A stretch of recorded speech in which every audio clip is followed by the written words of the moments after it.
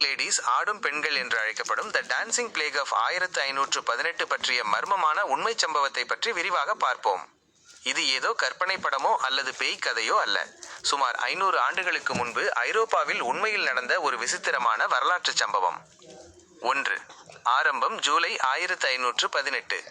பிரான்சில் உள்ள ஸ்ட்ராஸ்பர்க் என்ற நகரில் ஃப்ராவ் டிராஃபி என்ற பெண் ஒரு நாள் திடீரென வீதியில் இறங்கி நடனமாடத் தொடங்கினார். அவருக்கு இசையோ அல்லது பாடலோ எதுவும் ஒலிக்கவில்லை, ஆனாலும் அவர் நிறுத்தாமல் ஆடினார். 2. பரவிய நடன நோய். அவர் ஒரு சில மணி நேரம் அல்ல, மாறாக 6 நாட்கள் தொடர்ந்து ஆடினார். ஒரு வாரத்திற்குள் மேலும் 34 பேர் அவரோடு சேர்ந்து ஆடத் தொடங்கினர். ஒரு மாத முடிவில் சுமார் 400 பேர் வீதிகளில் பித்து பிடித்தது போல ஆடிக்கொண்டிருந்தனர். 3. விளைவுகள். மரண நடனம்.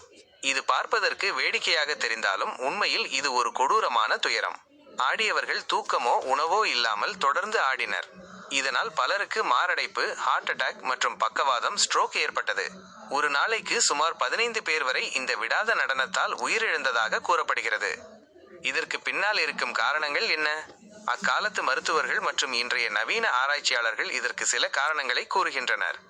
1. எர்கோட்டிசம். கோதுமை மற்றும் ராகி போன்ற தானியங்களில் வளரும் ஒரு வகை பூஞ்சை ஃபஞ்சி கலந்த உணவை அவர்கள் சாப்பிட்டிருக்கலாம். இது ஒரு வகை போதைப்பொருள் LSD போன்றது போல செயல்பட்டு மனிதர்களை நிதானம் இழக்கச் செய்யும்.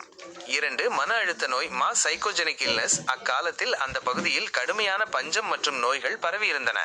இதனால் ஏற்பட்ட அதீத மன அழுத்தம் காரணமாக கூட்டமாக மக்கள் தங்களை அறியாமலேயே இப்படி நடந்து கொண்டிருக்கலாம். Mass hysteria. 3. மத நம்பிக்கை. அந்த மக்கள் புனித செயின்ட் விட்டஸ் தங்களை சபித்து விட்டதாக நம்பினர்.